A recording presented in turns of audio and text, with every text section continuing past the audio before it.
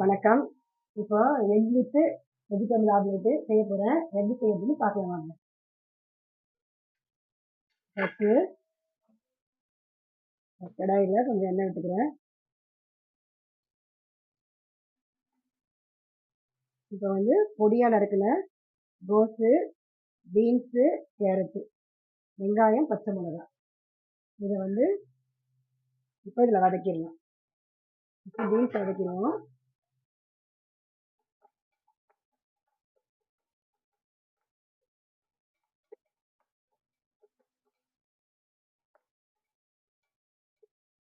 Beans வந்து first கொஞ்சம் முன்னாடி வதக்கிடணும்.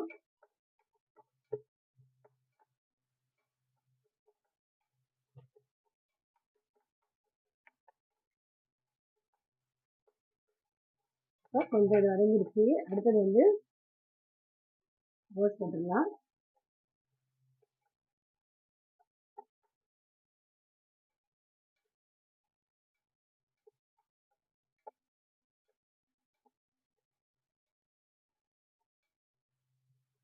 இப்போ கேரட்டு,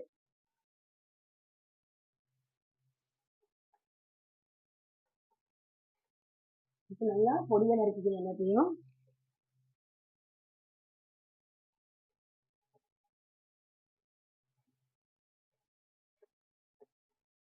இதில் வந்து பச்சை மிளகாய் நீங்கள் வேணும்னா போட்டுக்கலாம், இல்லைன்னா போட வேண்டாம்.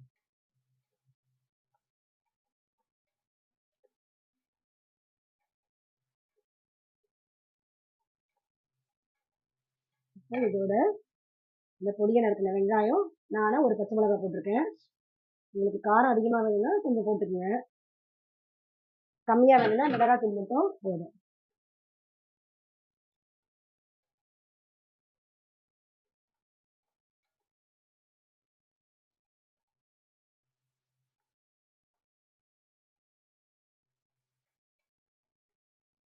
பாருங்க, இது நல்லா இப்படி வதங்கிட்டே இருக்கும்போது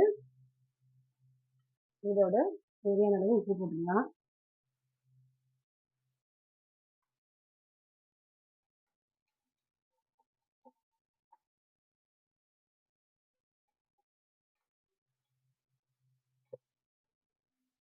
பாருங்க, கொஞ்சம் நல்லா வதங்கிடுச்சு எல்லாமே சேர்ந்து.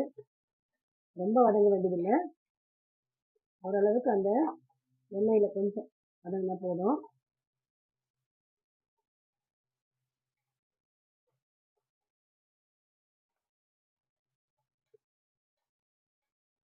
உங்களுக்கு என்ன வெஜிடபிள் தேவையோ அது நீங்கள் சேர்த்துக்கலாம்.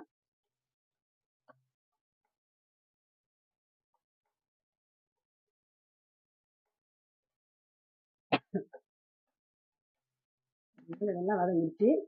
இப்போ வந்து இதில் கொஞ்சமாக மிளகாத்தூள் சேர்த்துக்கிறேன். பச்சை மிளகாய் போட்டதுனால மிளகாத்தூள் கொஞ்சம். அதுக்கப்புறம் கொஞ்சமாக கரம் மசாலா.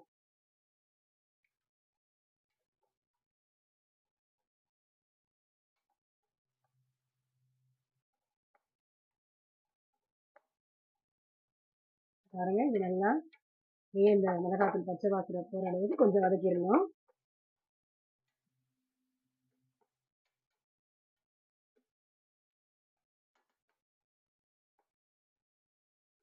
இப்போ இதோட வந்து வேக வச்ச முட்டையை நல்லா அப்படியே உதுத்து விட்டுருக்கேன், அதையும் வந்து இதில் சேர்த்துடணும்.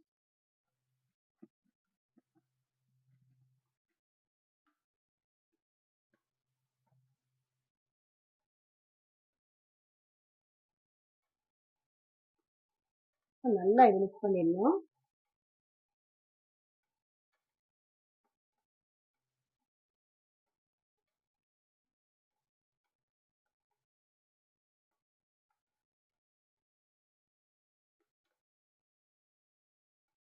இது நல்லா மிக்ஸ் ஆகிடுச்சு. இப்போ கடைசியாக கொஞ்சம் புதினா இலை,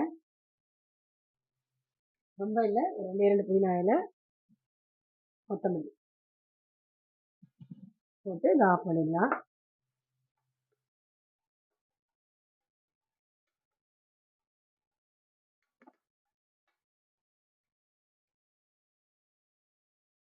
இதை இறக்கிட்டு பக்கம் வச்சு தோசை தவாவை ஆன் பண்ணிடலாம்.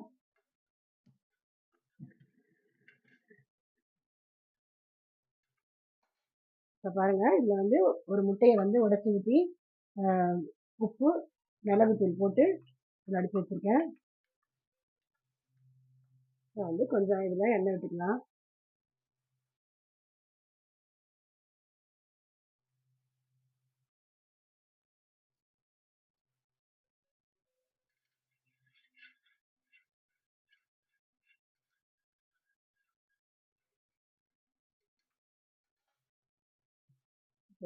அடித்து வச்ச முட்டையை எடுத்து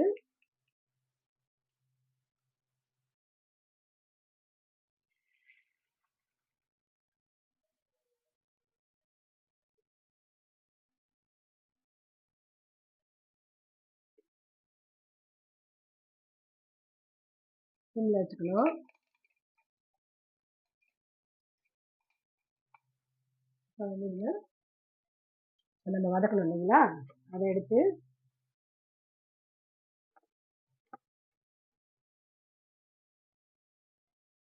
உங்களுக்கு முட்டை எவ்வளோ அளவுக்கு இருக்கோ அந்த அளவுக்கு மடக்கினா போதும். ரொம்ப போட்டிங்கன்னா மடக்க முடியாது. இப்போ நல்லா சிம்மில் வச்சிடணும். கொஞ்சம் லேசாக ஆயில் ஊற்றுறேன். பாருங்க,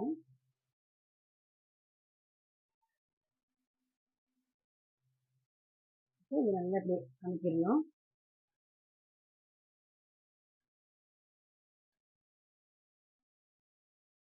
இதே இந்த சைடு அமைக்கிடணும். இல்லை கூட கூட உங்களுக்கு கொஞ்சம் குறைச்சலா வேணாலும் கொஞ்சம் குறைச்சலா வச்சுருங்க. இதுக்குள்ளே வைக்கிறது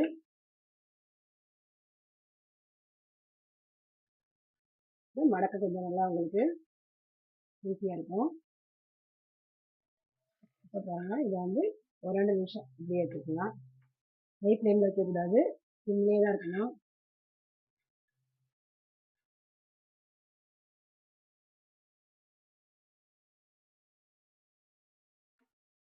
உங்களுக்கு இன்னும் கூட நல்லா மூடி வரணும்னா நீங்கள் இதை வந்து கொஞ்சமாக இந்த ஸ்டஃபிங் வந்து கொஞ்சமாக வச்சுருங்க. இப்போ இதை எடுத்துடலாம்.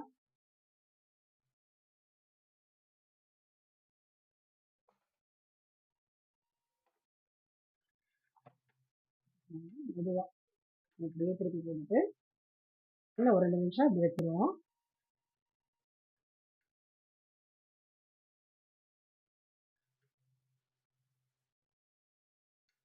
சாதாரண ஆம்லேட் சாப்பிடாம இந்த வெஜிடபிள்ஸ்லாம் போட்டு சாப்பிடும்போது ஒரு சத்து நமக்கு கிடைக்கும். அதனால இந்த மாதிரி செய்யுங்க. ஆனால் உங்களுக்கு எந்த வெஜிடபிள் வேணுமோ நீங்கள் சேர்த்துக்கலாம். ஆனால் பொடியாக கட் பண்ணிக்கணும். அப்போ தான் உங்களுக்கு நம்ம வேக வைக்கணும் இல்லைங்களா, அதனால் வதங்கிடும். வதங்கும் போது இப்படி எடுத்து இதுக்குள்ளே வச்சு ஆம்லேட் செஞ்சுக்கணும்.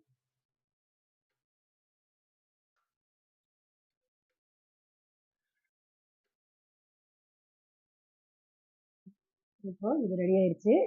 இப்போ நம்ம இதை எடுத்துருவோம். கொஞ்சம் பொறுமையாக எடுக்கணும், எல்லாம் ஸ்டஃபிங் விழுந்து போயிடும். நல்ல கவர் ஆகிருந்தால் நம்மளுக்கு விழுந்தாது. கொஞ்சம் கேப் தெரியுது இல்லைங்களா, அதனால வந்து கொஞ்சம் பொறுமையாக எடுக்கணும். ஆஃப் பண்ணிடுங்க.